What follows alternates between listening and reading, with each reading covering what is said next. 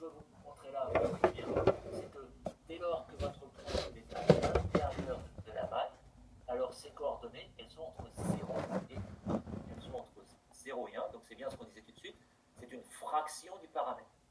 C'est une fraction du paramètre. Ok? Donc, tout point à l'intérieur de la maille a ses coordonnées entre 0 et 1. Vu, c'est clair pour tout le monde? Donc, je continue. Ces coordonnées, donc, ce sont des grandeurs sans dimension, comprises entre 0 et 1 pour tous les points qui sont à l'intérieur de la maille.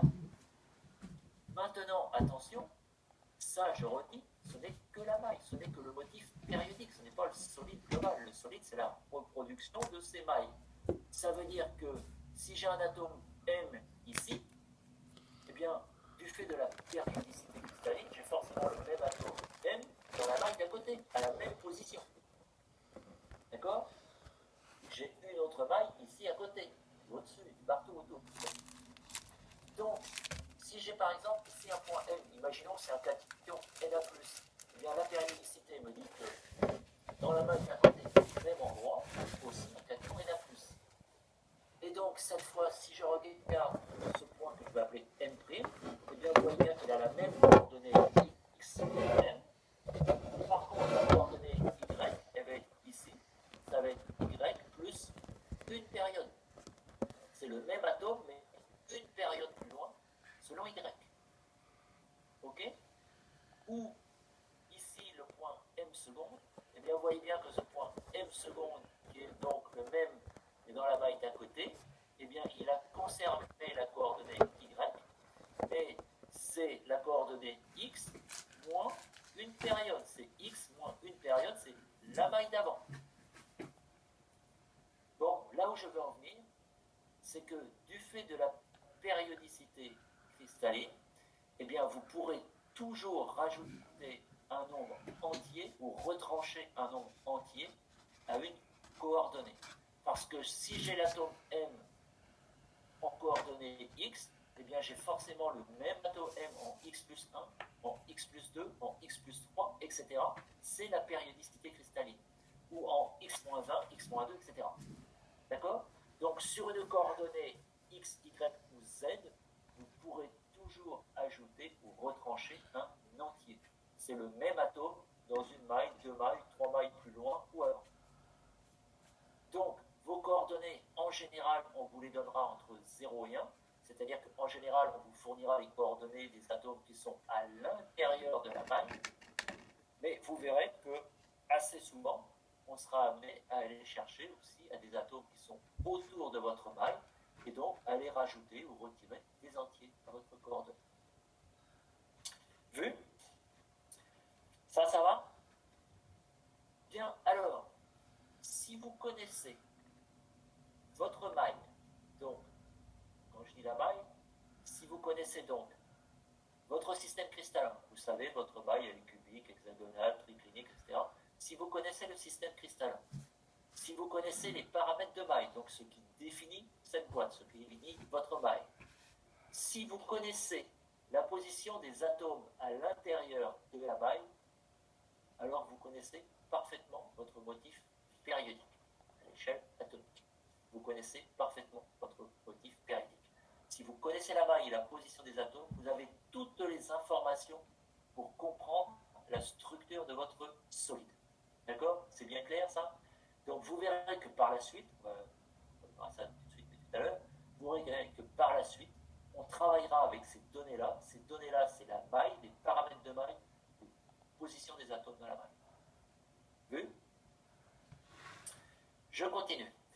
Alors, paramètres de maille et coordonnées, ce sont les renseignements nécessaires, minimum. Si vous ne connaissez pas tous ces renseignements-là, alors il vous manque de l'information. C'est le strict minimum. Les paramètres de maille, les coordonnées de tous les atomes. Et puis après, vous aurez éventuellement des renseignements complémentaires. Alors, au niveau des renseignements complémentaires, on va parler par exemple de symétrie. Votre cristal, il a une certaine symétrie. C'est-à-dire que vos atomes, vos espèces à l'intérieur de votre cristal sont reliés entre elles par un certain nombre d'éléments de symétrie.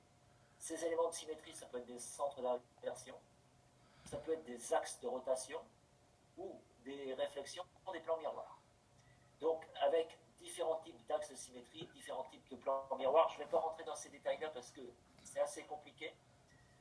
Et puis, tous ces éléments de symétrie, toutes les possibilités d'organisation de ces éléments de symétrie, ça donne lieu à des groupes, ce qu'on appelle des groupes d'espace. Il y a 232 groupes d'espace qui sont répertoriés dans des tables internationales de cristallographie. Mais là, on est dans le domaine de la cristallographie, et nous, ce n'est pas ce qu'on fera dans ce module de 615. Peut-être plus tard, on ferait de la cristallo, mais ce n'est pas ce qu'on fera nous. Donc, la symétrie cristalline, évidemment, c'est une information importante, mais nous, on ne va pas trop s'en occuper dans ce module-là. La seule chose que je retiens, que je vous demande de retenir, c'est le cas des structures centrosymétriques. Donc, on parle de structures centrosymétriques. Ce sont toutes les structures qui possèdent un centre d'inversion. Le centre d'inversion, ce n'est pas obligatoire. Ce n'est pas obligé qu'il y ait des centres d'inversion dans une structure. Il y en a qui en ont, il y en a qui en ont pas. Comme dans les molécules, hein, c'est pareil. Donc, il y a des structures centrosymétriques. Si vous avez une structure centrosymétrique, le centre d'inversion souvent est à l'origine de la maille, eh bien, on écrira que vous avez votre atome en M, plus ou moins X, Y, Z. Ça veut dire que si vous avez un atome en M, en X, Y, Z, eh bien, par le centre d'inversion, vous avez le même atome en moins X, moins Y, moins Z. D'accord? Donc, sachez bien connaître ce symbole-là. Vous le retrouverez assez souvent quand on fera la description. Quand on vous dit j'ai un atome M en plus ou moins X, Y, Z, ben en fait, ça veut dire que dans votre maille, vous avez deux atomes M, un en X, Y, Z, et le même atome par le centre d'inversion en moins X, moins Y, moins Z. Bon, alors ça, c'est quelque chose qu'il faut retenir et connaître. Après, toujours au niveau des renseignements complémentaires, à partir du moment où votre solide il est périodique, il y a une périodicité des atomes, il va y avoir aussi une périodicité des plans cristallins, et vous aurez aussi une périodicité des rangées cristallines, des rangées d'atomes. Alors, tout ça, ça va se noter et s'examiner. Je vois qu'il est 12h19, donc je ne vais pas commencer à vous détailler ces choses-là tout de suite. Donc, cet après-midi, vu qu'on se revoit à 14h30, cet après-midi, on va continuer et finir ça et démarrer la suite. Et la suite, c'est la description structurale. Donc, on va finir la description du motif, de la périodicité cristalline, et on va démarrer ce qui, alors là, vraiment nous intéresse très très fort, à ce qui va être une grosse partie du programme, c'est la description de structure. Bon, donc j'arrête pour ce matin là-dessus. J'espère, je ne suis pas sûr que d'ici cet après-midi, j'aurai résolu mon problème de PDF. Bon, si ce n'est pas le cas, on continuera avec ce fichier-là. S'il y a des questions, j'y réponds tout de suite. Hein. Sinon, je vous donne rendez-vous à 14h30. Voilà. Pas de questions ?